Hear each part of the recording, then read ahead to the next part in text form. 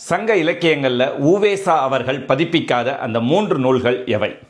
சங்க இலக்கியமான 8 தொகை 10 பாட்டில் அந்த 18 நூல்களில் உவேசா அவர்கள் 3 நூல்களை மட்டும் பதிப்பித்து வெளியிடலை.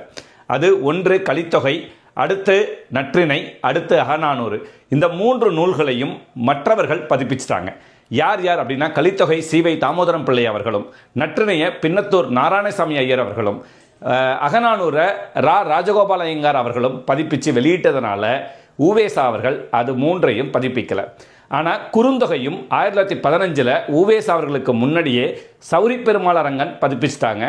ஆனாலும் பல பேர் கேட்டுக்கொண்டதற்கிணங்க உவேசா அவர்கள் குறுந்தொகையை 1937 வெளியிட்டாங்க. உவேசாருடைய முக்கியமான பழக்கம் என்னன்னா, அடுத்தவங்க பதிப்பிச்சதை மீண்டும் அவங்க பதிப்பிக்க மாட்டாங்க. டாக்டர் உவே சாமிநாத ஐயர் என்று சொல்லப்படக்கூடிய அந்த தமிழ் தாத்தா அவர்களுடைய ஆளுமை அப்படின்றத நம்ம பல்வேறு இடங்களில் பார்க்க முடியும். அதற்கு சான்றாக அவர் என் சரித்திரத்தையும் படித்தோம்னா பல விஷயங்களை நம்ம புதுசாகவும் தெரிஞ்சுக்க முடியும்.